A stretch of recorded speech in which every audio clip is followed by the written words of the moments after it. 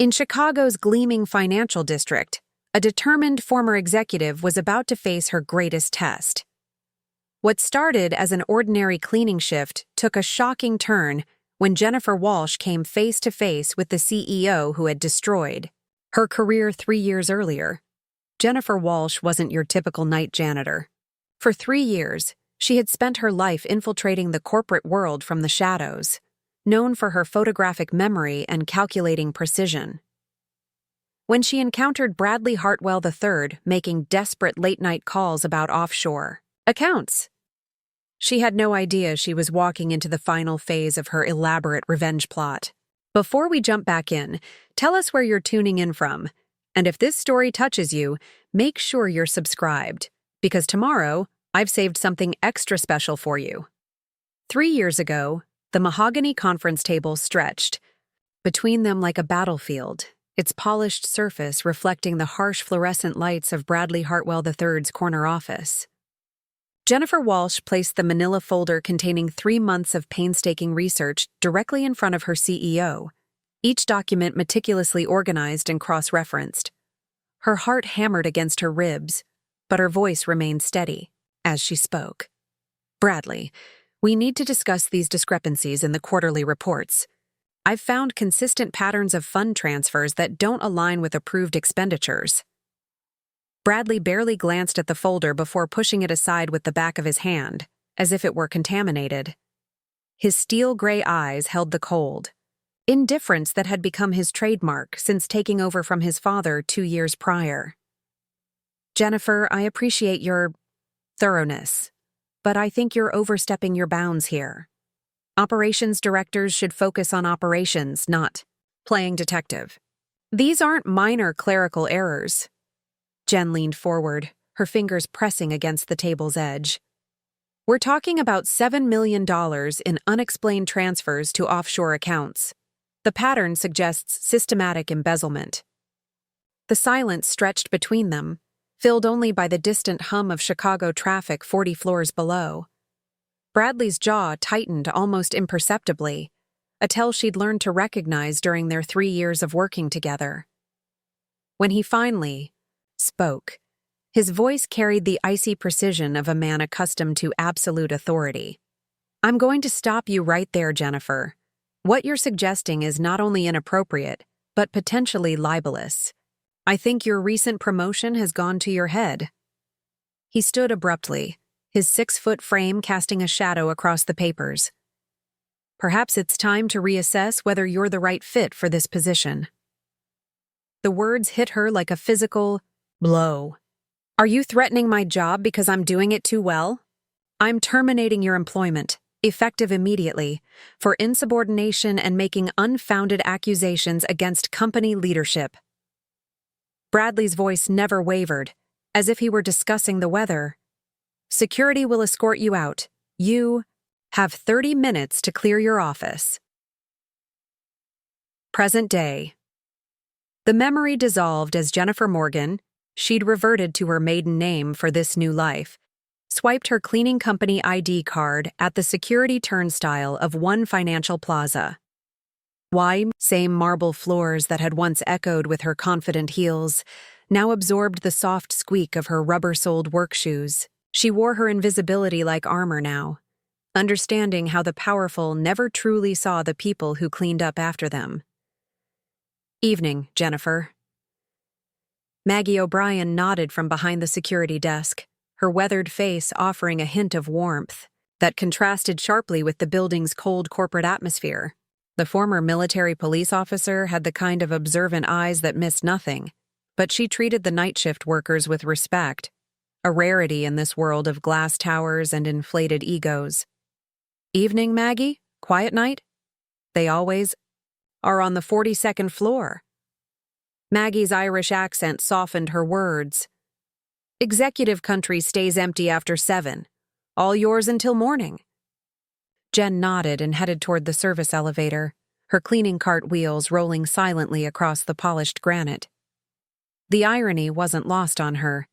She who had once commanded a team of 15 and managed multi-million-dollar operational budgets now pushed a cart filled with disinfectant and microfiber cloths.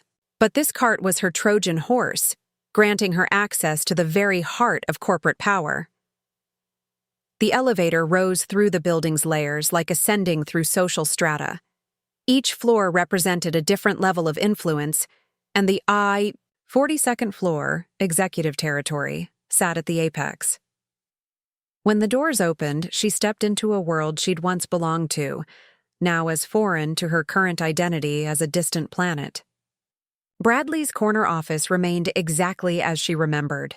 Floor-to-ceiling windows overlooking Lake Michigan, awards lining the walls like trophies of inherited privilege, and that same mahogany conference table where her career had been executed 3 years ago. She'd cleaned this office dozens of times since taking the job, each visit a careful excavation of intelligence that she catalogued with the precision of an archaeologist. Tonight felt different, though. There was a tension in the displaced air, a sense of urgency that clung to the scattered papers on Bradley's desk.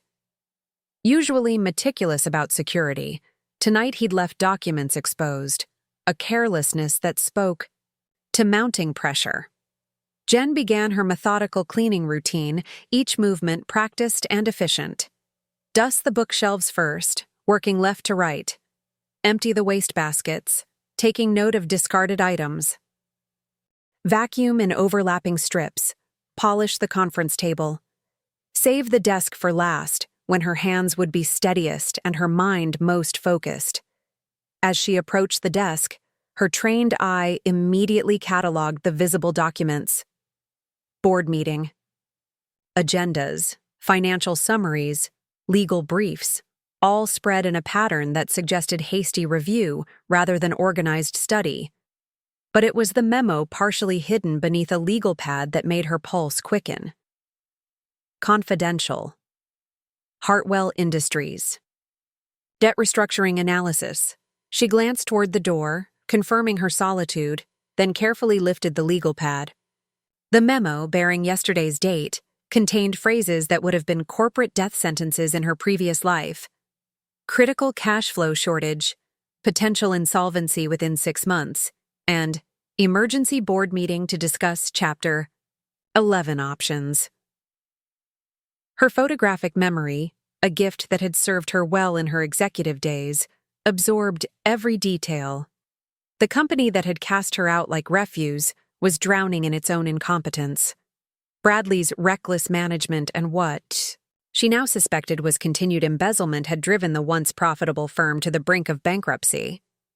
A bitter smile played at the corners of her mouth as she replaced the legal pad with surgical precision.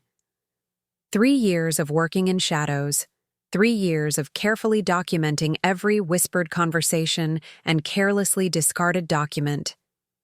3 years of building a detailed understanding of Chicago's corporate ecosystem. It was all leading to this moment of possibility. She finished cleaning the desk with the same methodical care she applied to everything now, leaving no trace of her interest in the memo. As she gathered her supplies, she caught her reflection in the darkened window. A woman in her early 30s wearing a janitorial uniform, her auburn hair pulled back in a practical ponytail, her face bearing the subtle hardness that came from surviving betrayal and reinventing oneself from nothing. Jennifer Walsh had been destroyed in this office 3 years ago, but Jennifer Morgan had been forged in the aftermath, tempered by humiliation and sharpened by purpose. She was no longer the idealistic operations director who had believed that doing the right thing would be rewarded. She had become something far more dangerous, a woman with intimate knowledge of corporate vulnerabilities and nothing left to lose. The cleaning cart wheels whispered against the marble as she made her way back to the elevator, her mind already calculating possibilities. Bradley Hartwell III had built his empire on a foundation of inherited wealth and assumed privilege. But empires, she had learned, were only as strong as their weakest points, and she had just discovered that Hartwell Industries had very many weak points indeed. The fluorescent lights of the Meridian Tower's service level cast harsh shadows across the concrete walls as Jennifer Morgan adjusted her grip on the industrial vacuum cleaner. 3 weeks had passed since her discovery of the Hartwell Industries memo, and she had expanded her cleaning route to include 4 additional buildings in Chicago's financial district. Each new assignment was a calculated move in a larger strategy, one that required patience, precision, and the kind of long-term thinking that had once made her an exceptional operations director. "You're the new girl Tank mentioned," said a voice behind her. She turned to see a woman in her 50s with graying hair pulled into a neat bun and arms that spoke of decades of physical labor. "I'm Rosa Gutierrez. Been cleaning these offices since before half these executives were born." "Jennifer Morgan," Jen replied, matching the woman's firm handshake. "Nice to meet you. Tank says you don't talk much about your background. Smart. Most folks here learned not to ask too many questions." Rosa's knowing smile suggested she understood the value of discretion. "But he also says you've got good instincts, says you notice things." Before Jen could respond, a man's gruff voice echoed from the loading dock entrance. "Rosa, new girl, time for orientation." Tommy Tank Mitchell emerged from behind a stack of supply boxes, his massive frame filling the doorway. At 52, the former auto worker carried himself with the easy confidence of someone who'd found his place in the world after losing everything else. His nickname came from his years building tanks at the Ford plant in Dearborn before automation had eliminated his job and thousands like it. "Jennifer, right?" Tank's handshake could have crushed steel, but his grip was measured, respectful. "Rosa been filling you in on how things work around here?" "Just getting started," Rosa said with a wink. Tank nodded toward the service elevator. "Come on then, time you learned about the real Chicago." As they rode up to the 28th floor of Sterling & Associates, Tank began what Jen would later recognize as the most valuable education of her adult life. Not the MBA from Northwestern that had launched her corporate career, but a masterclass in the invisible networks that connected the city's economic powerhouse. "See, most people think buildings like this are separate kingdoms," Tank explained as they wheeled their carts down a carpeted hallway lined with glass offices. "But they're all connected. Same lawyers, same accountants, same consultants moving. Between firms. Same cleaning crews, too." He stopped at a corner office where papers were scattered across a conference table. "Sterling & Associates handles legal work for at least 6 major corporations in this district. You clean enough lawyers' offices, you start to see patterns. Mergers, acquisitions, investigations. The papers always tell the story before the newspapers do." Rosa nodded as she began emptying wastebaskets. "Information flows through this building like water. Executive assistants gossip with each other, lawyers leave client files open, consultants argue about strategy loud enough for anyone to hear. Most don't even notice we're here." "The trick," Tank continued, his voice dropping to barely above a whisper, "is knowing what matters and what doesn't. 90% of what you see and hear is just noise, but that other 10%? That's gold." Jen absorbed every word while maintaining the careful facade of a new employee eager to please. These people had created their own economy within the larger corporate ecosystem, an economy built on information, observation, and the kind of street-level intelligence that never appeared in boardroom presentations. Over the following weeks, Tank introduced her to the network's informal hierarchy. There was Miguel Hernandez, who'd been cleaning law offices for 15 years and could predict which firms were about to lose major clients based on the frequency of emergency weekend meetings. Sarah Kim covered the banking district and had developed an almost supernatural ability to identify which institutions were in regulatory trouble by watching the pattern of federal investigators' visits. "The thing about powerful people," Tank explained one night as they worked through the offices of Cromwell Industries, "is they forget that working folks have eyes and ears. They'll discuss million-dollar deals right in front of you, like your furniture." As if summoned by his words, 2 men in expensive suits emerged from a corner office, their voices carrying across the empty floor. "The quarterly projections are a disaster," one man said, loosening his tie.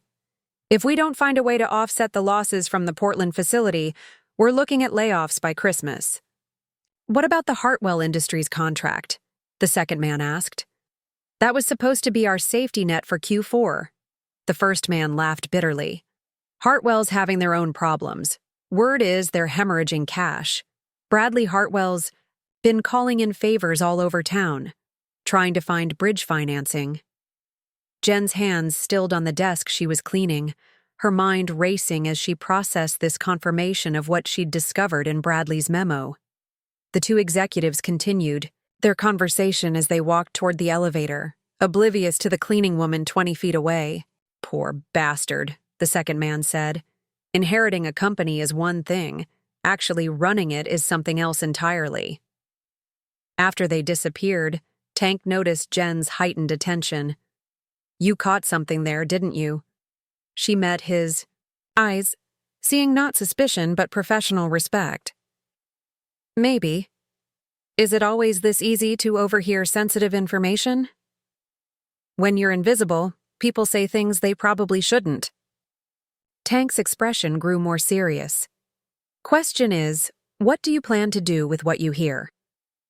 That question haunted Jen as she established her routine across multiple buildings. She began to understand that she wasn't just gathering intelligence. She was becoming part of a complex social ecosystem that operated entirely outside the awareness of the executives whose offices she cleaned. Rosa taught her how to photograph documents quickly and discreetly, using a small camera disguised as a pen. Most folks throw away the real secrets, she explained. Board meeting notes, failed merger proposals, internal audit reports. They assume the shredder makes it disappear, but half the time they just toss it in the trash. Miguel showed her how to identify which conversations were worth remembering. Executive assistants know everything, he said. They handle the schedules, the travel arrangements, the personal calls. You want to understand a company's real situation. Listen to what the assistants talk about when the bosses aren't around. Within 2 months, Jen had established herself as a reliable member of Tank's crew while secretly building detailed profiles of every major corporation in the district. She opened savings accounts under different variations of her name, depositing the modest earnings from her cleaning jobs while her real assets, inherited investments and her carefully preserved savings from her executive days, grew quietly in offshore accounts that Bradley Hartwell would never think to investigate. But the most valuable thing she acquired wasn't money or information. It was the respect of people like Tank and Rosa, who had learned to read the true character of those around them through decades of observing human nature at its most unguarded. You're different from most folks who end up in this work, Tank told her one night as they finished cleaning the Hartwell Industries building. Most people are here because they don't have other options. You're here because you're planning something. Jen met his steady gaze, recognizing the moment for what it was, a test of trust that would define their relationship going forward. I am planning something, she admitted quietly. Something that might help all of us. Tank nodded slowly, as if he'd been expecting that answer. Well then, guess we better make sure you're ready for whatever comes next. Tank's words echoed in Jen's mind as she made her way through the Hartwell Industries building 3 nights later. The trust he'd offered carried weight and responsibility. She couldn't afford to betray the respect of people who had welcomed her into their world, yet her mission required a level of deception that grew heavier with each passing day. The 37th floor buzzed with unusual activity for 9 p.m. Lights blazed in several offices where junior executives worked late, their faces illuminated by computer screens as they scrambled to meet deadlines that seemed to multiply daily under Bradley's increasingly erratic leadership. It was in one of these pools of light that Jen first noticed Ashley Harper. The young woman sat hunched over a stack of financial reports, her Northwestern MBA diploma catching the desk lamp's glow on the wall behind her. Dark circles shadowed. Her eyes and her blonde hair had escaped its professional chignon hours ago. She looked like every ambitious junior executive Jen had ever mentored, brilliant, dedicated, and slowly being ground down by a system that demanded everything while promising nothing. Excuse me, Ashley said as Jen approached with her cart. I'll just be a few more minutes. I promise I'll stay out of your way. The consideration in her voice struck Jen immediately. Most executives either ignored the cleaning staff entirely or treated them as obstacles to be navigated around. Ashley Harper actually saw her as a person deserving of courtesy. "Take your time," Jen replied, beginning to dust the filing cabinets near Ashley's workspace. "Working late on something important?" Ashley laughed, a sound edged with exhaustion and frustration. "Trying to reconcile quarterly projections that don't add up. I've been staring at these numbers for 6 hours, and they still look like someone's playing games with the accounting." Jen's pulse quickened, but she kept her voice carefully neutral. "Sounds complicated." "It is, and honestly..." Ashley glanced around to ensure they were alone, then lowered her voice. "I think someone's been moving money around in ways that don't match the official reports. But when you're the newest MBA on the team, questioning the numbers isn't exactly career-enhancing." The vulnerability in Ashley's admission reminded Jen painfully of her younger self, the idealistic operations director who had believed that integrity and hard work would be rewarded. She felt the familiar tug of moral conflict as she realized how perfectly Ashley could serve her purposes. "That sounds frustrating," Jen said, emptying the wastebasket near Ashley's desk. "Have you talked to anyone about it?" "Who would I talk to? My direct supervisor reports to Bradley Hartwell himself, and Mr. Hartwell." Ashley trailed off, then shook her head. "Let's just say he doesn't welcome questions about his financial strategies." Over the following weeks, their late-night conversations became a ritual. Ashley would stay late working on increasingly complex reconciliation projects, and Jen would time her cleaning to coincide with these extended hours.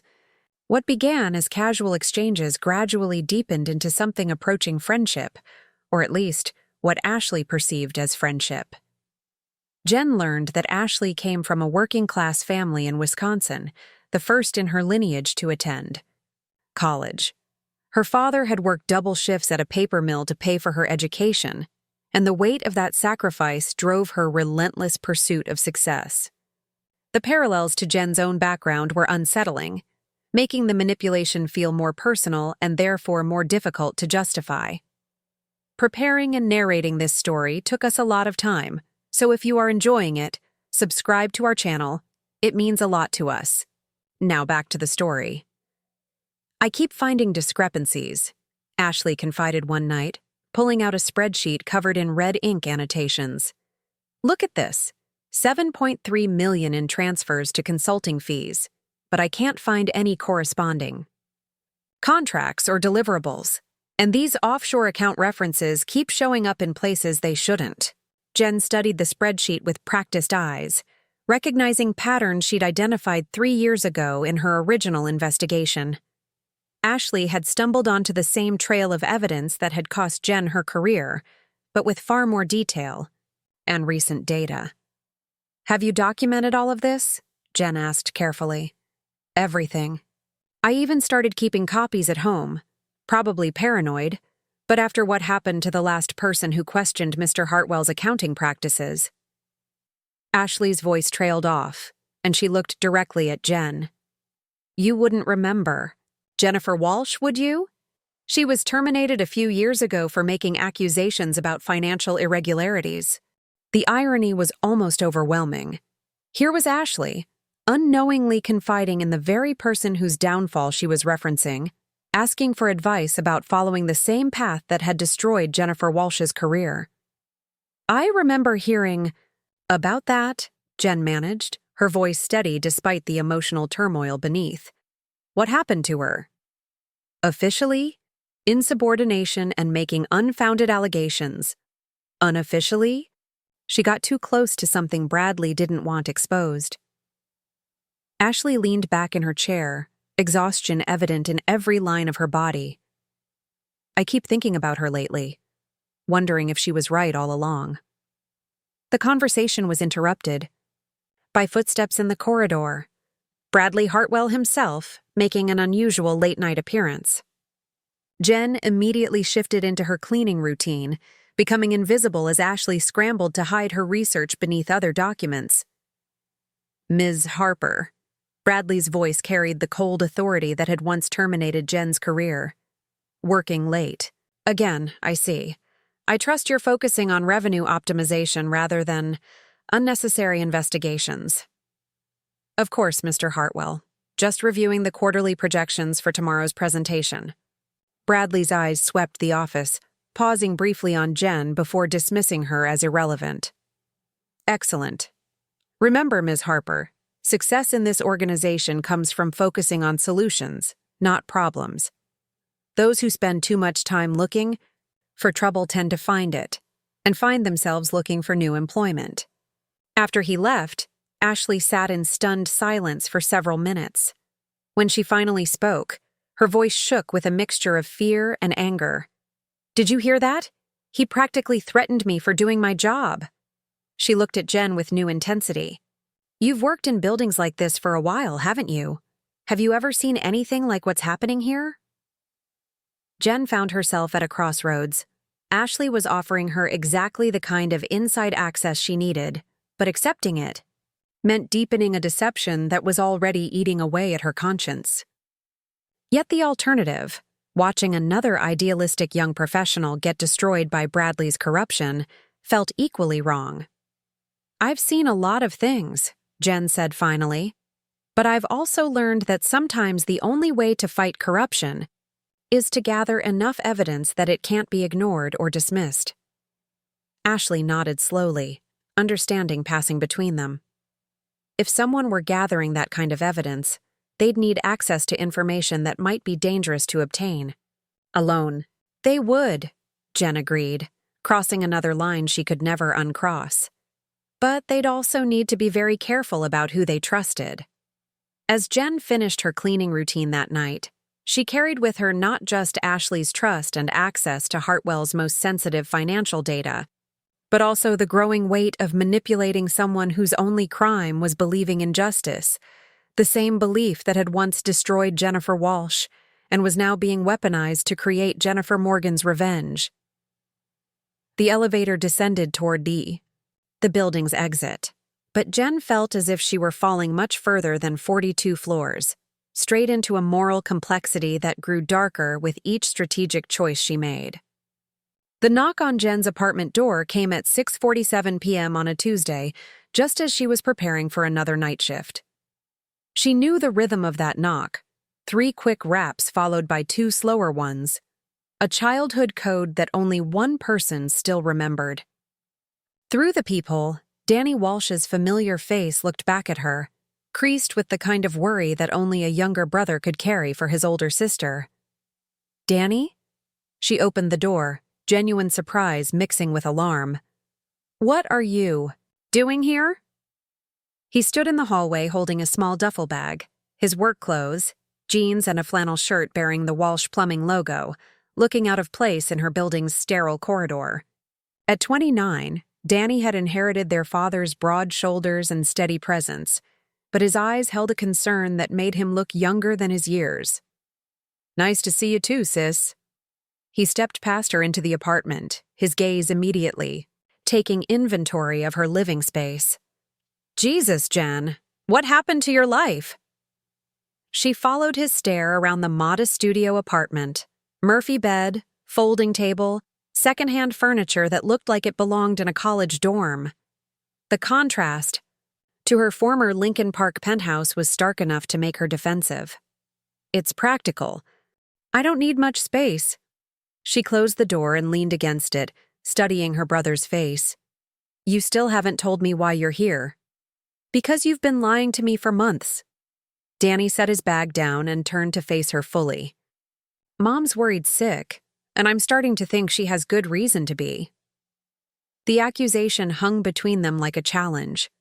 Jen had always been the protective older sister, the one who'd helped Danny with his homework and driven him to job interviews when their parents' beat-up Corolla was in the shop. The role reversal felt unnatural, wrong. "I'm not lying about anything. I told you I took a temporary job while I figure out my next move." "A cleaning job, Jen. You have an MBA from Northwestern and 15 years of executive experience, and you're pushing a mop around office buildings. Danny's voice carried the frustrated edge of someone who'd been rehearsing this conversation.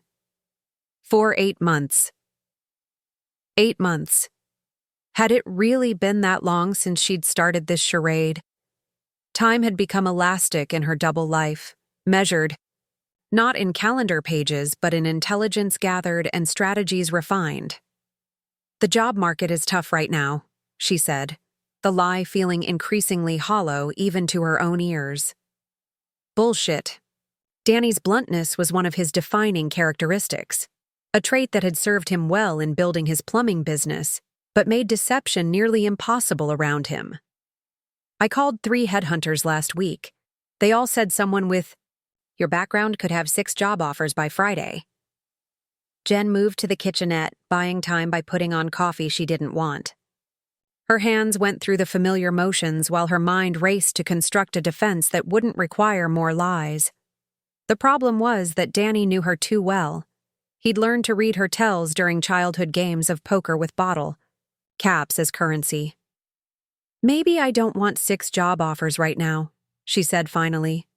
"Maybe I'm tired of the corporate world and its politics. And maybe you're planning something that's going to get you into serious trouble." Danny followed, her to the kitchen, his voice softening but becoming more insistent. "Jen, talk to me. What's really going on?"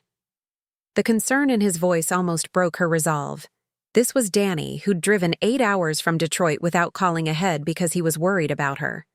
Danny, who'd named his plumbing business after their family because he believed in legacy and loyalty. Danny, who'd offered to loan her money at least 6 times since she'd been fired, never understanding that money wasn't the problem. "I'm working through some things," she said, which was perhaps the most honest statement she'd made to him in months. "What kind of things?" He leaned against the counter, crossing his arms. "Because from where I'm standing, it looks like my brilliant, ambitious sister has completely given up on life." The coffee maker gurgled to life, filling the silence between them. Outside her window, Chicago's evening rush hour created a distant symphony of horns and engines. Normal people heading home to normal lives, unburdened by the weight of elaborate schemes for revenge. "I haven't given up," Jen said quietly. "I'm just taking a different approach to achieving my goals." "What goals?" "Jen, you haven't even told me what happened at your last job. One day you're the rising star at some big company, the next you're unemployed and won't talk about it." Danny's frustration was building toward something that looked like anger. "Do you know how that feels?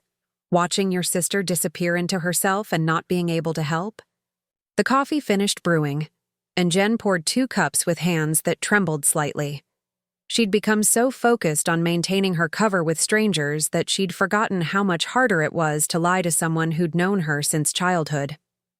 "I discovered some financial irregularities at my company," she said, offering him a carefully edited version of the truth. "When I reported them, I was terminated for making unfounded accusations." "So you were whistleblowing." Danny accepted. The coffee, his expression shifting from frustration to understanding.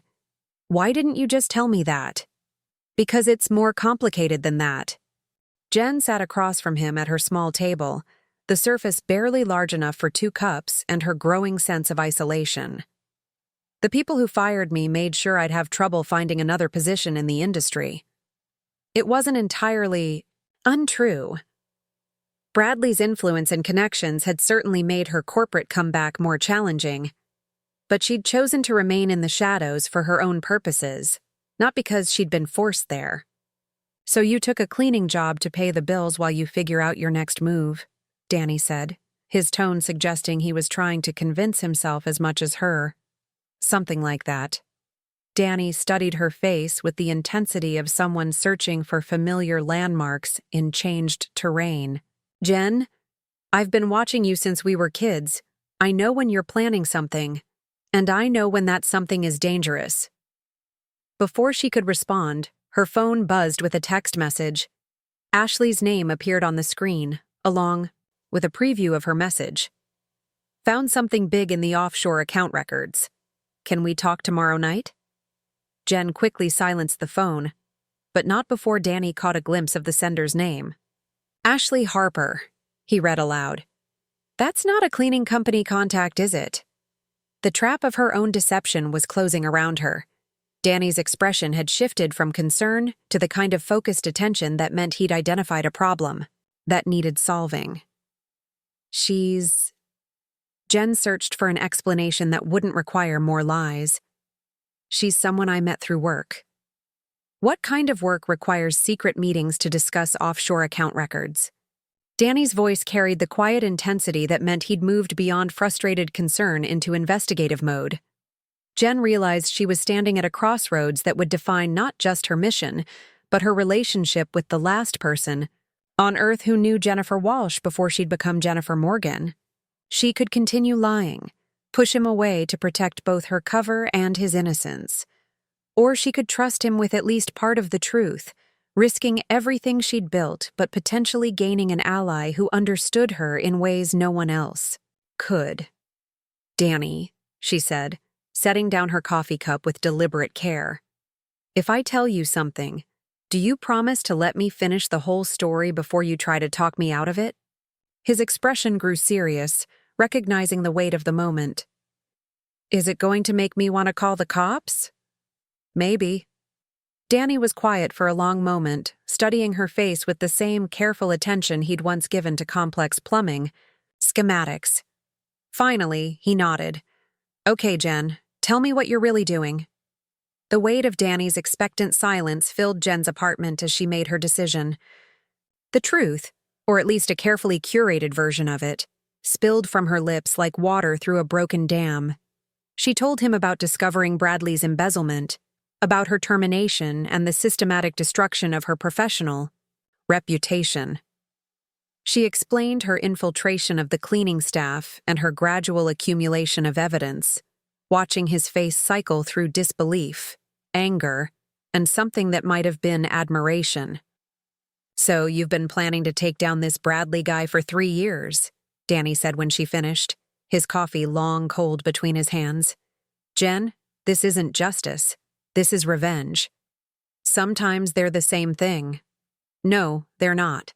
His voice carried the quiet certainty of someone who'd built his life on straightforward principles. And you know the difference, even if you're pretending not to. Their conversation continued past midnight, Danny's presence forcing her to articulate plans that had lived only in her mind for months. When he finally left the next morning, promising to return within the week, Jen felt both exposed and oddly relieved. Someone else knew her secret now. Someone who cared enough to worry about her soul, even as he worried about her safety. But Danny's visit had cost her precious time. Ashley's text about the offshore accounts needed immediate attention, and Jen had another crucial appointment that couldn't be delayed. 3 weeks of research had identified Richard Rick Hartwell as potentially the most valuable ally in her growing network, if she could convince a 68-year-old former CEO to trust a mysterious woman claiming to understand his nephew's weaknesses. The Lincoln Park Zoo Cafe at 2 p.m. on a Wednesday was strategically chosen, public enough to feel safe, quiet enough for sensitive conversation, and nostalgic enough to put an older man at ease. Jen arrived 30 minutes early, positioning herself at a corner table with clear sightlines to all entrances. She'd traded her cleaning uniform for a conservative business suit, transforming herself back into the executive she'd once been.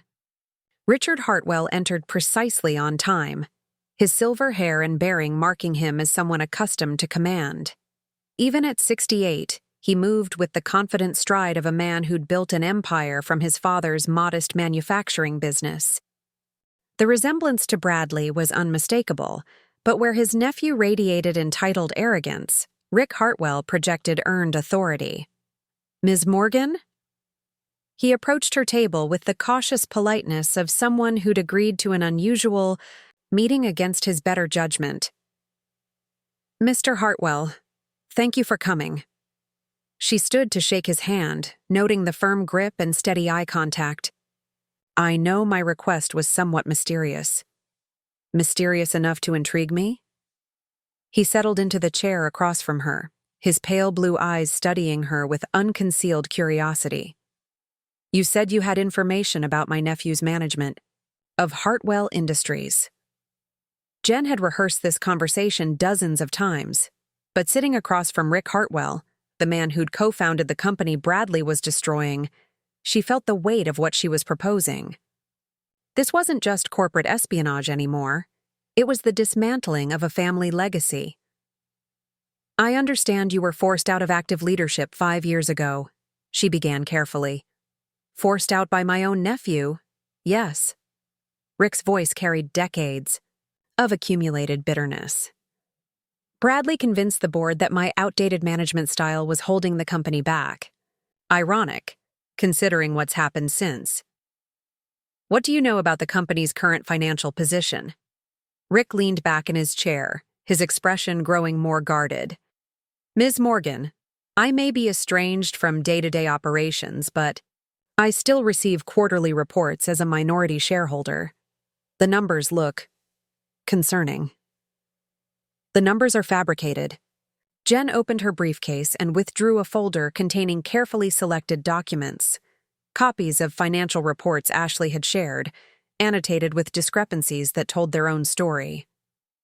Your nephew has been systematically embezzling company funds for at least 3 years. Rick's face went through several expressions as he reviewed the documents: surprise, anger, and finally, a grim satisfaction that suggested he'd suspected something similar. These offshore account transfers, he said, pointing to a series of highlighted entries. I don't recognize these entities because they don't exist as legitimate business partners. They're shell companies funneling money into Bradley's personal accounts.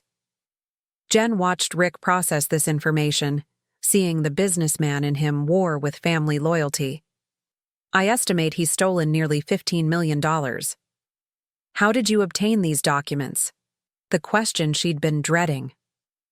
Rick.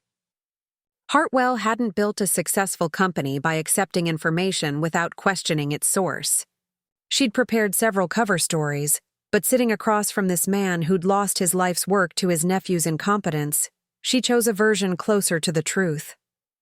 I have sources inside the company, people who've grown concerned about the direction Bradley is taking Hartwell Industries. Sources who trust you with information like this? Rick's skepticism was evident. Ms. Morgan, you present yourself as a business consultant, but your knowledge of my nephew's operations suggests something more than casual interest. Jen met his gaze steadily. You're right.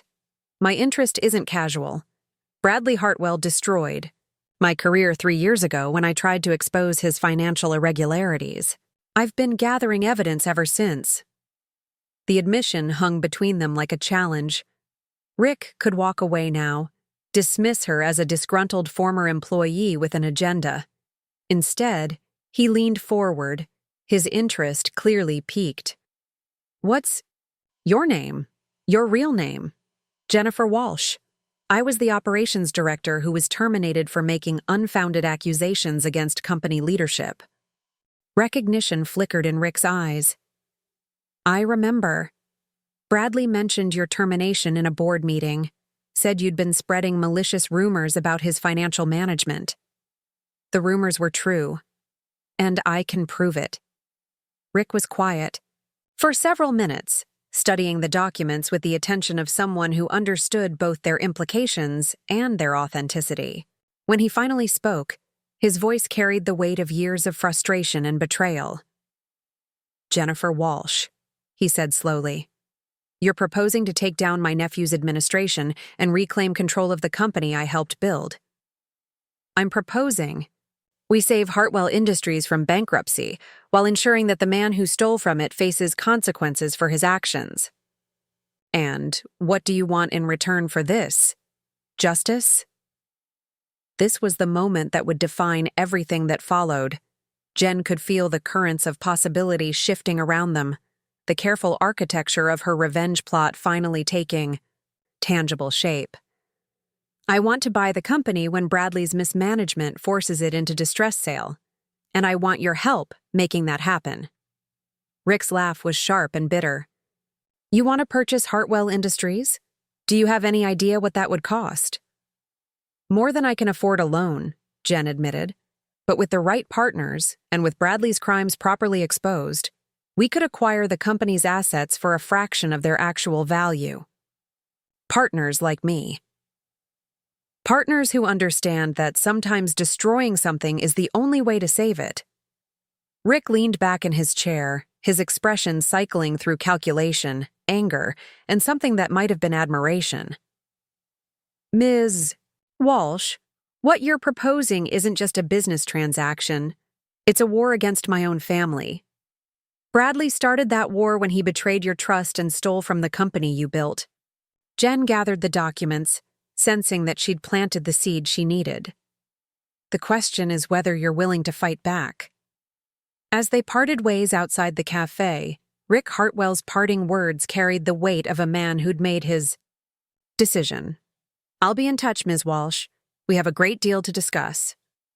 Walking back to her apartment, Jen felt the familiar thrill of a plan coming together. But beneath the satisfaction lay Danny's words, the difference between justice and revenge. She was no longer certain she could distinguish between them, or whether that distinction mattered anymore. Walking back to her apartment, Jen felt the familiar thrill of a plan coming together. But beneath the satisfaction lay Danny's words about the difference between justice and revenge. The distinction was becoming increasingly meaningless as she prepared for what she knew would be her most dangerous infiltration yet. 2 weeks had passed since her meeting with Rick Hartwell, and their follow-up conversations had yielded both financial backing and strategic insights that made her heart race with possibility. Rick's minority stake in Hartwell Industries, combined with his detailed knowledge of the company's vulnerabilities, had transformed her from a lone operator into the architect of a hostile takeover. But first, she needed irrefutable evidence of Bradley's crimes. Evidence that could only be obtained by crossing lines she'd never imagined crossing as an executive. The Hartwell Industries building stood against Chicago's skyline like a monument to corporate power, its glass facade reflecting the city lights in thousands of fractured images. At 11:47 p.m., the 42nd floor belonged to the night shift, officially to the cleaning crews, but increasingly to Jennifer Morgan's more clandestine activities. Ashley's intelligence had been invaluable, but it was incomplete. The young MBA could only access surface-level financial reports, while the truly damaging evidence lay buried in Bradley's personal files and computer systems. Tonight, Jen would either secure the proof she needed or risk exposing everything she'd built over the past year. The security checkpoint felt different as she swiped her cleaning company ID. Maggie O'Brien's usual warm greeting was replaced by a more searching look. Not suspicious exactly, but the heightened awareness of someone who'd spent 3 tours in Afghanistan learning to read danger signals. "Working late again, Jennifer," Maggie said, her Irish accent carrying subtle undertones. "Been seeing you here past midnight more often lately." "Catching up on some accounts that got behind," Jen replied, maintaining the casual tone that had served her well. "You know how it is. Fall behind, work twice as hard to catch up." Maggie nodded, but her eyes lingered on Jen's face a moment longer than usual. I do know how it is. Just be careful up there, love. Sometimes working too hard can get a person into trouble they didn't see coming." The warning was subtle but unmistakable. Maggie had noticed something: patterns of behavior, unusual access requests, or simply the intuitive recognition that Jennifer Morgan wasn't quite who she claimed to be. As the elevator carried her toward the executive floors, Jen realized her window of invisibility was closing faster than she'd anticipated. Bradley's office occupied the building's northwest corner, its floor-to-ceiling windows offering a panoramic view of Chicago's sleeping business district. Jen had cleaned this space dozens of times, but tonight she entered with different tools hidden in her cart: a USB drive containing sophisticated hacking software, a portable document scanner, and a small camera designed for corporate espionage. The transformation from cleaner to spy felt both natural and terrifying. Bradley's computer system should have been her first challenge, but 3 years of careful observation had taught her his habits. The same arrogance that had led him to discuss sensitive business in front of cleaning staff also made him careless about digital security. His password, Hartwell III, was taped inside his desk drawer beneath a layer of other business cards, visible to anyone methodical enough to look. The offshore account records materialized on screen like digital confessions, each transaction a thread in the tapestry of embezzlement that Ashley had only glimpsed. $15.7 million over 3 years, funneled through Shell, companies in the Cayman Islands and Luxembourg. But it was the correspondence files that made Jen's pulse quicken. Emails discussing investor meetings, board presentations, and strategic plans that painted a clear picture of deliberate deception.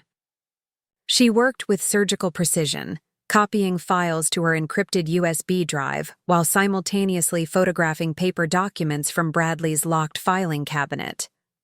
The lock had yielded to tools that Rick Hartwell had discreetly provided.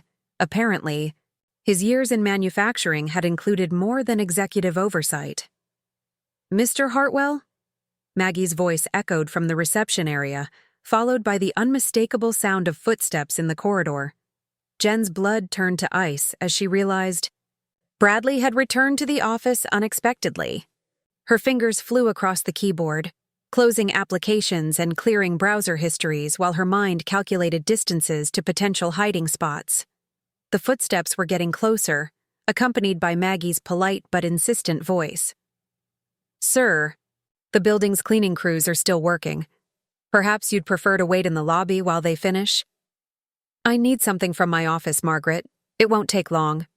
Jen grabbed her scanning equipment and dove beneath Bradley's massive desk, pulling her cleaning cart into position to block the sightline from the doorway. Her heart hammered against her ribs as she heard the office door open, followed by Bradley's distinctive footsteps across the hardwood floor. Through the narrow gap beneath the desk, she could see his expensive Italian leather shoes moving around the office, with the distracted pace of someone searching for something specific. He paused at the filing cabinet, the same cabinet she'd been photographing minutes earlier, and she heard the distinctive sound of a key turning in a lock. "Where the hell?" Bradley's muttered curse was followed by the sound of papers being shuffled frantically. "I know I left it here." Jen realized with growing horror that he was looking for something she might have disturbed during her search. Her positioning of the files had been careful but not perfect, and Bradley clearly knew his office well enough to notice subtle changes. The intercom buzzed, and Maggie's voice filled the room. "Mr. Hartwell, sorry to interrupt, but there's a Detective Sullivan here asking to speak with you. Says it's regarding the financial investigation." The silence that followed was profound enough to feel dangerous. Jen could practically hear Bradley's mind racing as he processed this unexpected development. Detective Sullivan's investigation had been gaining momentum for weeks, but his arrival at this hour suggested a significant escalation. "Tell him I'll be right down," Bradley said finally, his voice tight with barely controlled stress. His footsteps moved toward the door with new urgency but then stopped abruptly. "Margaret, which cleaning crew is working this floor tonight?" "The usual team, sir. Tank Mitchell's crew." "I want a complete list of everyone who's been in this office in the past week, and I want it tomorrow morning." After Bradley left, Jen remained hidden beneath the desk for another 10 minutes, her mind racing through the implications of what she'd just witnessed. Detective Sullivan's late-night visit meant the police investigation was accelerating beyond what she'd anticipated.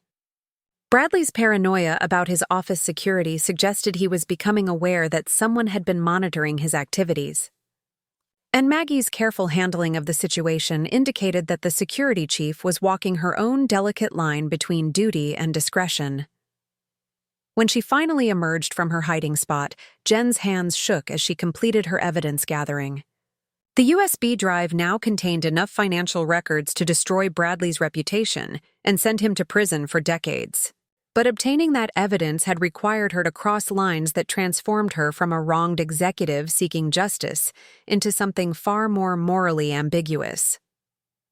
As she made her way back to the elevator, Maggie appeared in the corridor with her usual patrol route timing that seemed too coincidental to be accidental.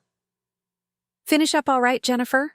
Maggie asked, her pale eyes studying Jen's face with uncomfortable intensity. "All done for tonight," Jen replied, fighting to keep her voice steady. "Good. Because I suspect tomorrow night might be different around here." Maggie's words carried a weight that suggested she knew far more than she was saying. "Be careful, love. Some lines, once you cross them, change who you are forever." The elevator doors closed on Maggie's knowing expression, leaving Jen alone with the evidence of Bradley's crimes and the growing realization that her quest for justice had transformed her into something she barely recognized. The woman who had entered that building as a cleaner was gone, replaced by someone capable of corporate espionage, systematic deception, and the kind of moral compromises that would have horrified the idealistic executive she'd once been. But, as the city lights blurred past the elevator windows, Jen felt no regret, only the cold satisfaction of knowing that Bradley Hartwell's reckoning was finally within reach. The cold satisfaction of obtaining Bradley's files had barely faded when Jen's phone buzzed with a text from Tank. "Need to see you. Security office, now." The terse message carried an urgency that made her stomach clench as she made her way back through the building's corridors. Something had shifted in the delicate balance of her infiltration, and she suspected Maggie O'Brien's growing suspicions had finally crystallized into action. The security office occupied a windowless space on the building's third floor, its banks of monitors displaying feeds from dozens of cameras throughout the complex. Maggie sat behind her desk with the rigid posture of someone preparing for an uncomfortable conversation, while Tank leaned against the wall with his arms crossed, his expression unreadable. "Sit down, Jennifer," Maggie said, her Irish accent more pronounced than usual, a tell that Jen had learned to associate with stress. "Or should I say Ms. Walsh?" The name hit Jen like a physical blow, even though she'd been preparing for this moment since her near discovery in Bradley's office. She remained standing, calculating distances to exits, and wondering how much they actually knew versus suspected. "I'm not sure what you mean," she said carefully. "Don't." Tank's voice carried disappointment rather than anger. "We've known something was off for weeks. Maggie's got instincts you don't want to mess with. And I've been watching you work long enough to know you didn't learn to organize files and handle documents from cleaning experience." Maggie leaned forward, her weathered hands folded on the desk. "Jennifer Morgan doesn't exist in any employment database before 18 months ago. No credit history, no previous addresses, no digital footprint whatsoever. But Jennifer Walsh." She paused, studying Jen's face. "Jennifer Walsh has quite an impressive resume. Operations director at Hartwell Industries, terminated 3 years ago for what the company called insubordination and making unfounded accusations. The question," Tank said, moving away from the wall, "is what the hell a former executive is doing pushing a cleaning cart through the building where she used to work?" Jen felt the careful architecture of her deception collapsing around her. These people had become more than just cover for her activities. Tank's mentorship and Maggie's quiet respect had become genuine relationships that made the exposure feel like a personal betrayal rather than just blown operational security. "You could have turned me in weeks ago," she said finally. "Why didn't you?" "Because we wanted to understand what you were really doing," Maggie replied. "And because people like us don't automatically trust corporate executives or police investigations. We wanted to hear your side." Tank nodded toward one of the monitors showing the 42nd floor. "We know you've been accessing areas you shouldn't, staying longer than necessary, taking photographs. But we also know Bradley Hartwell is a piece of shit who treats his employees like disposable assets.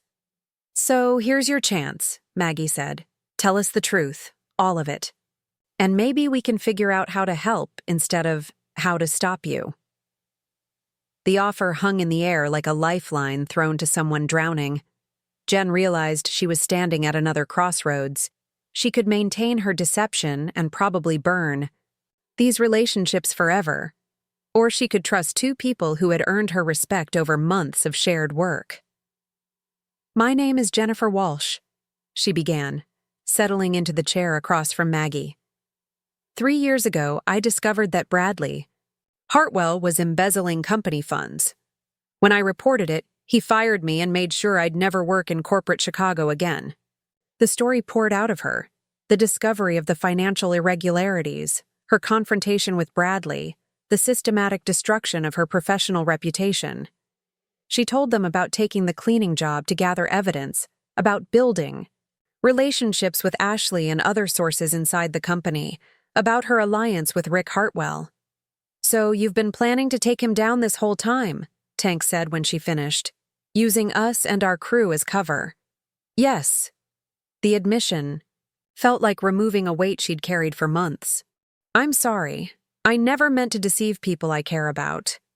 Maggie studied her with the intense focus of someone accustomed to making life-or-death decisions based on reading people's intentions. "And what's your end game here? Revenge? Justice? Or something else entirely?" "I want to buy Hartwell Industries when Bradley's crimes force it into bankruptcy. Rick Hartwell is backing me financially, and I have enough evidence to destroy Bradley's reputation and send him to prison." "That's not justice," Tank said quietly. "That's a hostile takeover disguised as righteous anger." "Maybe, but it's also the only way to save the jobs of 400 people who work for that company. Bradley's mismanagement will destroy Hartwell Industries within 6 months. I can save it." Maggie leaned back in her chair, her expression cycling through several emotions. "You're asking us to be complicit in corporate espionage. I'm asking you to understand that sometimes the system only responds to pressure applied from outside its normal channels." Before either could respond, Tank's radio crackled with an urgent message from the building's main security desk. "Tank, we've got Detective Sullivan here with what looks like a search warrant. He's asking for access to all security footage from the past month and a complete list of everyone with after-hours building access." The three of them exchanged glances as the implications sank in. Detective Sullivan's investigation had accelerated beyond what any of them had anticipated, and his focus on building security suggested he was closing in on something, or someone, specific. "He's not just investigating Bradley anymore," Jen realized. "He's investigating everyone who's had access to sensitive information."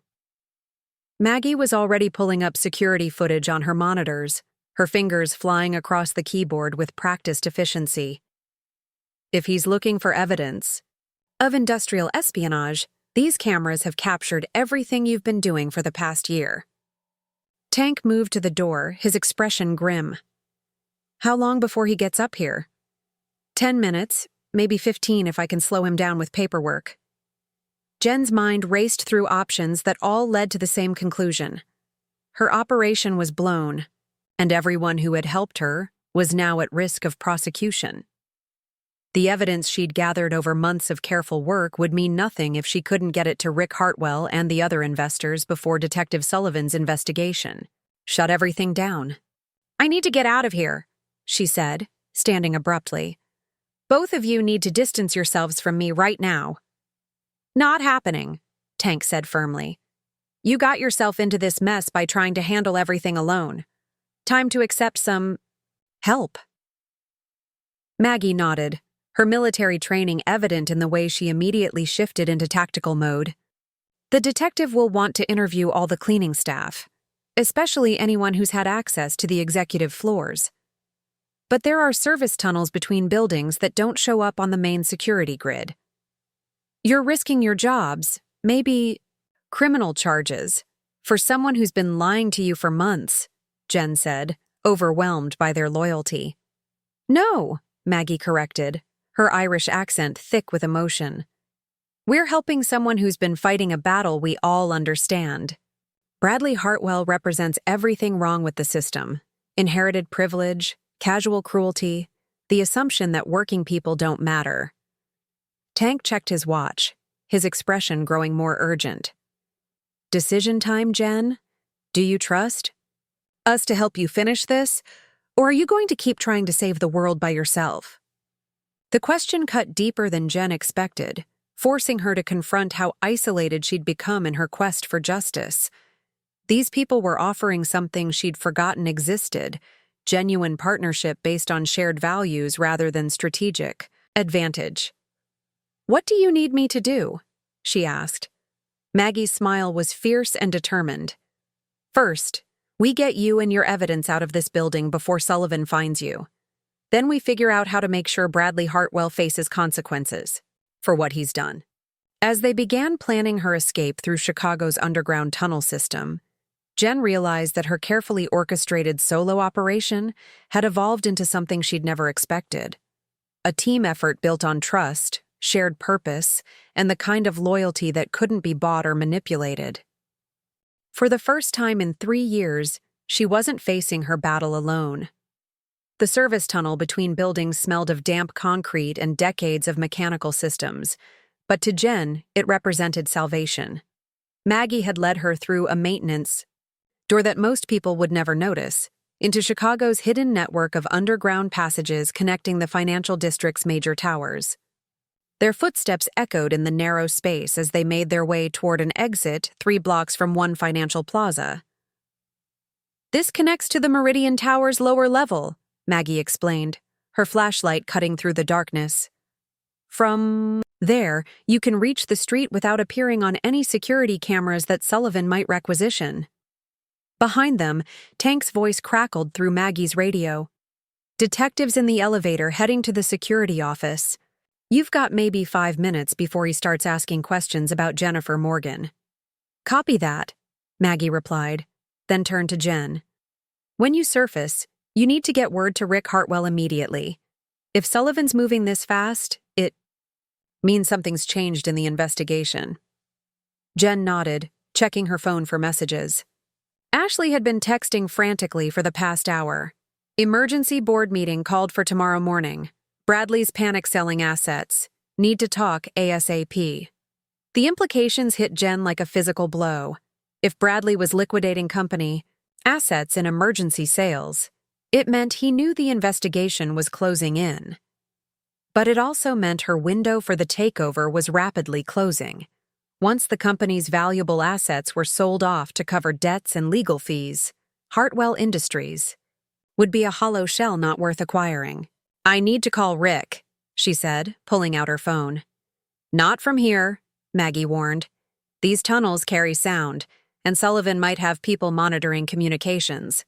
Wait until you're clear." They emerged into the Meridian Tower's sub-basement. 20 minutes later, the familiar smell of cleaning supplies and industrial laundry providing an ironic comfort. Maggie led her to a service elevator that would take them to the building's main level, but as the doors opened, they found themselves face to face with Ashley Harper. "Jennifer?" Ashley's voice carried a mixture of relief and confusion. "I've been trying to reach you all night. Something's happening at the company, and I think—" She stopped mid-sentence, her eyes taking in Maggie's security uniform and Jen's obvious agitation. "What's going on?" Jen felt the last pieces of her carefully constructed double life colliding in the worst possible moment. Ashley's presence here couldn't be coincidence. The young MBA had somehow tracked her down, which meant their relationship had been exposed in ways Jen hadn't anticipated. "Ashley, you need to leave. Right now," Jen said urgently. "No, I don't." "Think I do." Ashley stepped out of the elevator, blocking their exit. "I've been doing some research of my own, Jennifer. Or should I call you Ms. Walsh?" The name hung in the air like an accusation. Maggie's hand moved instinctively toward her security radio, while Jen felt her carefully planned escape route dissolving around her. "How long have you known?" Jen asked quietly. "Since last week, when I started comparing the questions you'd been asking with the financial irregularities I've been tracking." Ashley's voice carried hurt more than anger. You've been using me, haven't you? Getting me to do your research while pretending to be my friend. The accusation was accurate enough to sting. Jen had cultivated Ashley's trust deliberately, exploiting the young woman's idealism and need for mentorship. But somewhere along the way, those calculated interactions had become something more genuine, which made the betrayal feel worse for both of them. "I never intended to hurt you," Jen said, knowing how inadequate the words sounded. "But you did. Hurt me. You made me trust you, made me think someone finally understood what I was going through, and the whole time you were just extracting information." Ashley's voice cracked slightly. "Do you have any idea how that feels?" Before Jen could respond, Maggie's radio erupted with Tank's urgent voice. "All units, we have Detective Sullivan requesting immediate access to employee records and security footage. He's also asking about a Jennifer Morgan who apparently doesn't exist in any official database." The three women stared at each other in the sudden understanding that their conversation had run out of time. Whatever personal reckonings needed to happen would have to wait. Detective Sullivan's investigation was moving faster than any of them had anticipated. "Ashley," Jen said urgently, "whatever you think about me personally, Bradley Hartwell is about to destroy that company and everyone who works for it. If you've been tracking the same financial irregularities I have, you know I'm right." "I know you're right about the money," Ashley replied. "What I don't know is whether I can trust anything else you've told me." Maggie stepped between them, her military bearing evident in the way she took command of the situation. "Ladies, this conversation can continue later. Right now, we need to focus on not getting arrested before anyone has a chance to stop Bradley Hartwell." Ashley looked back and forth between them, her MBA training warring with her emotional response to being manipulated. "What are you planning to do?" "Buy the company when Bradley's crimes force it into bankruptcy," Jen said, abandoning any pretense of subtlety. "Rick Hartwell is backing the purchase, and I have enough evidence to prove Bradley's embezzlement. You're planning a hostile takeover." Ashley's voice carried a mixture of admiration and horror. "You've been planning this for 3 years. I've been planning justice for 3 years. The takeover is just the mechanism." Ashley was quiet for a long moment, her analytical mind clearly processing the implications of everything she'd learned. When she finally spoke, her voice carried a resolve that reminded Jen painfully of her own younger self. "The emergency board meeting tomorrow morning. Bradley's trying to authorize the sale of the company's most valuable assets to cover what he calls unexpected legal expenses. If you're going to stop him, it has to be before that meeting." "What are you saying?" Jen asked. "I'm saying that maybe you used me, but that doesn't make you wrong about what needs to happen." Ashley straightened her shoulders in a gesture that looked like someone accepting a burden. "Lisa Chen Williams in legal has been asking questions about the offshore transfers. She's scheduled to meet with Detective Sullivan tomorrow afternoon." The information hit Jen like a revelation. Lisa Chen Williams, Hartwell's head of legal, was clearly preparing to cooperate with the police investigation rather than continue covering for Bradley's crimes. If the company's own legal counsel was turning against him, it meant the walls were closing in faster than even Jen had anticipated. "Will Lisa talk to Rick and me before she meets with Sullivan?" Jen asked. "She might, if she believes you can actually save the company." Ashley paused, then looked directly at Jen. "But she'll want guarantees that the employees won't suffer for Bradley's crimes." "That's exactly what I want too," Jen said. And for the first time in months, the statement felt completely true. Maggie's radio crackled again with Tank's voice. "Sullivan's heading down to interview the cleaning crews. Whatever you're planning, you're out of time." The three women looked at each other, each understanding that the next few hours would determine not just the fate of Hartwell Industries, but their own futures as well. The point of no return had arrived with the subtle inevitability of dawn. There would be no more planning, no more preparation, only the execution of a plan that had consumed 3 years of Jen's life. Ashley, Jen said quietly. If you help us, there's no going back. Sullivan will consider you part of whatever conspiracy he's investigating. Ashley's smile was sharp and determined, reminding Jen of her own expression in the mirror 3 years ago when she'd first decided to fight back. Then I guess we better make sure we win. Ashley's declaration of alliance hung in the underground air as the 3 women made their way through the Meridian Tower's service corridors. But their fragile coalition was tested immediately when Jen's phone buzzed with an urgent call from Rick Hartwell, his contact appearing on the screen like a countdown timer marking the end of their preparation time. Jennifer, we have a problem. Rick's voice carried strain that she'd never heard before. Lisa Chen Williams called me an hour ago. She's meeting with Detective Sullivan at 8 a.m. tomorrow, and she's bringing 3 years of legal files that will implicate everyone, including us. The words hit Jen like ice water. Lisa's cooperation with the investigation should have been good news, but the timing threatened to destroy everything they'd worked toward. If the head of legal turned over evidence before they could execute the takeover, the company's assets would be frozen and their opportunity would evaporate. What kind of files? Jen asked, putting the phone on speaker so Ashley and Maggie could hear. Correspondence about the offshore accounts, board meeting minutes where Bradley discussed covering up the transfers, legal opinions I provided about potential acquisition strategies. Rick's voice carried the weight of someone watching his plans collapse. She's preparing to throw Bradley under the bus, but she's taking everyone else down with him. Ashley stepped forward, her face pale but determined. I can get to Lisa before her meeting with Sullivan. She trusts me, and she'll listen. If I explain what we're trying to do, it's too risky, Jen said immediately. If Sullivan connects you to our operation, he already suspects I'm involved. You said it yourself.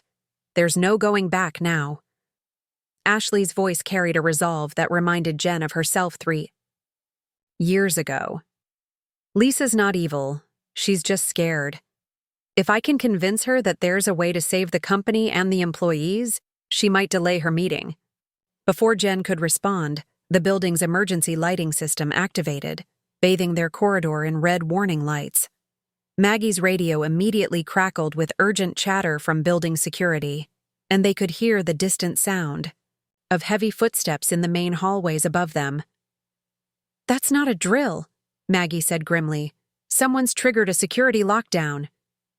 They made their way to a service stairwell, climbing toward the building's main level while Maggie monitored radio traffic. The news that filtered through was worse than Jen had feared. Detective Sullivan hadn't just requested access to employee records. He'd arrived with a full forensics team and warrants to seize computer equipment from multiple companies in the financial district. He's treating this like a major white-collar crime investigation, Maggie reported. Teams are being dispatched to Hartwell Industries, Sterling & Associates, and 3 other firms. Jen felt her carefully orchestrated plan fragmenting under the pressure of law enforcement moving faster than she'd anticipated. They'd reached the building's main lobby when Ashley's phone rang with a call from Lisa Chen Williams, the timing so perfect it felt like fate intervening. Ashley? Thank God. I've been trying to reach you all night. Lisa's voice carried panic that was audible even through the phone's speaker. Something's happening with the investigation. Detective Sullivan called an emergency meeting, and Bradley's been making phone calls all night to people in Washington. Lisa, where are you right now? Ashley asked, her voice steady despite the chaos around them. At the office. I've been going through files all night, preparing for my meeting with the detective. Ashley, some of these documents, if they become public, they won't just destroy Bradley. They'll destroy the entire company. Ashley looked at Jen, understanding passing between them. This was their moment, the intersection of crisis and opportunity that would determine whether 3 years of planning would result in justice or catastrophe. Lisa, I need you to listen to me very carefully, Ashley said. I'm not who you think. I am, and the investigation isn't what you think it is. Over the next 10 minutes, Ashley explained everything: Jen's true identity, the 3-year infiltration, the alliance with Rick Hartwell, and the plan to acquire the company before Bradley's. Crimes destroyed it entirely. Lisa's responses ranged from shock to disbelief to something that sounded like relief. "You're telling me that Jennifer Walsh is alive and has been working as a cleaning lady for 3 years?" Lisa's voice carried a mixture of admiration and horror. "And she's been gathering evidence this entire time?" "Evidence that corroborates everything you've discovered in the legal files," Ashley confirmed. "Lisa, we can save the company, but only if we move before Sullivan's investigation locks down all the assets." The silence on the phone stretched long enough that Jen began to worry they'd lost the connection. When Lisa finally spoke, her voice carried the weight of someone making a decision that would define the rest of her career. "The emergency board meeting is scheduled for 9 a.m. If I can delay my meeting with Sullivan until afterwards, you'll have a window to present your acquisition offer. Can you do that without raising suspicions?" Jen asked, taking the phone from Ashley. "Detective Sullivan doesn't know that I'm the one who requested the meeting. I can claim a scheduling conflict, push it back to noon." Lisa paused, and when she continued, her voice carried a note of steel that suggested she'd found her resolve. "But I want guarantees, Jennifer. Real guarantees that the employees won't pay the price for Bradley's crimes." "You have my word," Jen said, "and Rick Hartwell's commitment that every current employee will be retained during the transition." "Then God help us all. Let's do this." The call ended, leaving the 3 women standing in the Meridian Towers lobby as Chicago's early morning traffic began building outside.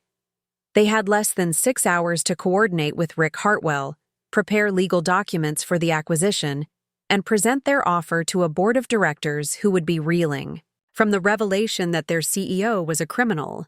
"I need to get to Rick's office," Jen said, checking her watch. "The acquisition paperwork has to be perfect. Any legal flaws will give the board an excuse to reject the offer." "I'll handle the board meeting," Ashley said. "I know their individual concerns and what arguments will resonate with each member. And I'll coordinate with Tank to make sure Sullivan's investigation doesn't interfere with the timeline," Maggie added. "If he tries to freeze assets before the board can vote, this whole plan falls apart." As they prepared to separate, each heading toward their piece of the final phase, Ashley grabbed Jen's arm with surprising strength. "Jennifer, I want you to know, what you did to me, the manipulation and lies, it was wrong. But what you're trying to do now, saving the company and the jobs, that's right." Ashley's eyes were bright with unshed tears. "I hope when this is over, you can find a way to be the person who saves things instead of the person who destroys them." The words hit Jen harder than any accusation could have.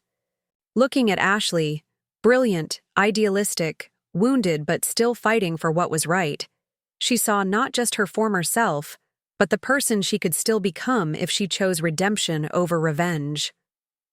"I'll try," Jen said quietly. "I promise. I'll try." As they walked out into the Chicago dawn, each heading toward their role in the final confrontation, Jen realized that the outcome would determine more than just control of Hartwell Industries. It would determine whether Jennifer Walsh had truly died 3 years ago, or whether she could be reborn from the ashes of Jennifer Morgan's carefully constructed facade. The reckoning she'd planned for Bradley Hartwell had become a reckoning for her own soul. 6 months after the emergency board meeting that changed everything, Jennifer Walsh stood in the corner office that had once belonged to Bradley Hartwell III, watching Chicago's financial district wake up to another day of honest business. The mahogany conference table remained, but everything else had been transformed. The wall of awards replaced with employee recognition boards, the expensive art swapped for photos of company projects and community initiatives. The acquisition had succeeded, but not without cost. The board's 7-2 vote in favor of Rick Hartwell's emergency buyout offer had come just hours before Detective Sullivan's investigation would have frozen all company assets. Bradley's arrest in the building's lobby, broadcast live on 3 news channels, had provided the dramatic conclusion to a story that dominated Chicago business news for weeks. But the aftermath had been messier than revenge fantasies ever predicted. "The quarterly reports look good," Tommy Mitchell said from the doorway, holding a folder that represented more than just financial data. It was proof that their radical restructuring of company culture was actually working. Tank's promotion to head of facilities had raised eyebrows throughout the industry, but his practical wisdom and employee loyalty had made him invaluable during the transition. "Come in, Tank," Jen said, gesturing toward the seating area she'd created where the desk used to dominate the space. "How are the new hires settling in?" "Better than expected. Rosa's training program for the custodial staff is getting requests from other companies. Who knew treating cleaning crews like skilled professionals would improve morale and efficiency?" Tank's smile carried satisfaction, but also a hint of ongoing amazement at how much had changed. They were interrupted by a knock on the doorframe. Ashley Harper stood there, no longer the anxious junior executive, but someone who carried herself with the confidence of the company's new director of corporate ethics, a position that hadn't existed 6 months ago. "Jen, your 2 o'clock is here," Ashley said, her tone carefully professional but warm. Their relationship had slowly rebuilt over months of working together, though it carried scars that would probably never fully heal. And Detective Sullivan called. "He wanted to thank you again for your cooperation during the trial preparation." Bradley's trial was scheduled to begin in 3 weeks, and the evidence Jen had gathered during her 3-year infiltration had become the prosecution's strongest asset. The irony wasn't lost on her. The corporate espionage that had once felt morally questionable was now being hailed as public service. "Send them in," Jen said, standing as her visitor entered the office. Danny Walsh looked around the space with the same careful assessment he'd given her studio apartment months ago, but this time his expression carried approval rather than concern. At 30, he'd grown into the kind of steady leadership that had made Walsh Plumbing one of Detroit's most respected small businesses. "So, this is where my big sister runs her empire," he said, embracing her with the easy affection of someone who'd forgiven but not forgotten. "Mom would be proud." "It's not an empire, Danny. It's a second chance." Jen gestured toward the window overlooking the city. "For the company, for the employees, and maybe for me, too." They settled into chairs by the window, the afternoon, sunlight warming the space that had once felt cold and intimidating. Danny studied her face with the careful attention of someone who'd watched his sister transform herself multiple times over the past few years. "You look different," he said finally. "More like yourself, if that makes sense." "It does." Jen smiled, understanding exactly what he meant. The calculating intensity that had defined Jennifer Morgan was gone, replaced by something that felt more authentic. "I spent so long being angry that I forgot who I was underneath it all. And now? Now I'm trying to be someone who builds things instead of tearing them down." Ashley appeared in the doorway again, this time accompanied by Maggie O'Brien.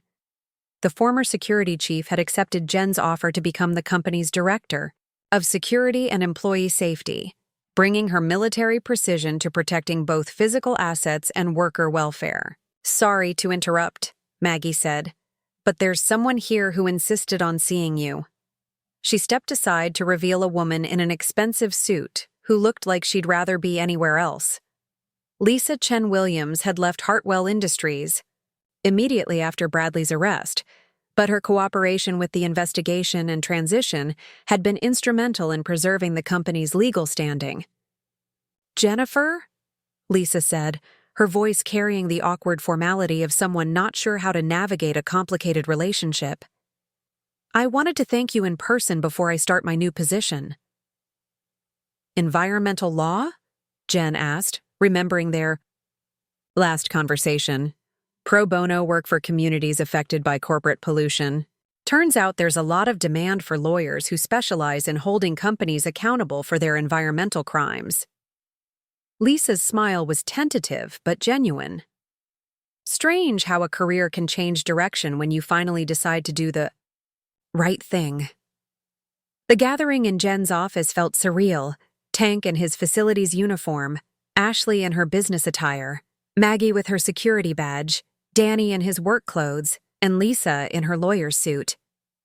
6 months ago, most of these people had been strangers or adversaries. Now they formed an unlikely community bound together by shared experience and mutual respect. "There's something else," Ashley said, producing a manila envelope that looked familiar. The final audit results from the reconstruction of Bradley's financial crimes. Jen opened the envelope with steady hands, though her heart rate quickened as she read the summary. $23.7 million in recovered assets, criminal charges that would likely result in 15 years in federal prison, and complete vindication of the accusations that had cost Jennifer Walsh her career 3 years ago. "So it's really over," Danny said quietly.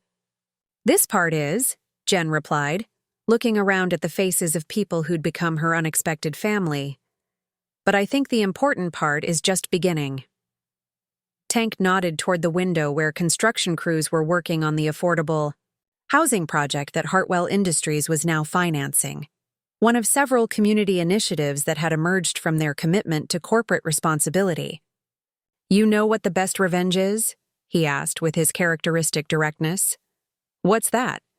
"Living well, building something better than what came before, proving that decent people can succeed without stepping on everyone around them." Maggie raised an imaginary glass in a toast to second chances and new beginnings. As the impromptu gathering dispersed and people returned to their respective responsibilities, Jen found herself alone with the city spread out below her office windows. The Chicago skyline looked the same as it had 3 years ago when she'd been escorted from this building in humiliation, but everything else had changed. Her phone buzzed with a text message from an unknown number. The preview showed just 2 words. "Congratulations, Jennifer." She almost deleted it without reading further, but something made her open the full message. It was from Bradley Hartwell, writing from federal detention while awaiting trial. "I underestimated you 3 years ago. I thought destroying your career would end the threat you represented. I never imagined you'd have the patience and determination to destroy everything I built in return. I hope the victory feels as satisfying as you imagined it would." Jen stared at the message for a long moment, then deleted it without responding. Bradley still didn't understand. This had never been about destroying his empire. It had been about saving the company and the people who depended on it from his incompetence and greed. As the sun set over Chicago, painting the sky in shades of gold and crimson, Jennifer Walsh finally allowed herself to believe that she'd found something. She'd lost 3 years ago in this very office, the person she was meant to be. Not the idealistic executive who'd believed the system would reward integrity, not the calculating schemer who'd plotted revenge from the shadows, but someone who'd learned that justice and redemption were active choices that had to be made every day. The night shift was finally over. It was time to start building something worthy of the light. Up next, you've got 2 more standout stories right on your screen. If this one hit the mark, you won't want to pass these up. Just click and check them out. And don't forget to subscribe and turn on the notification bell so you don't miss any upload from us.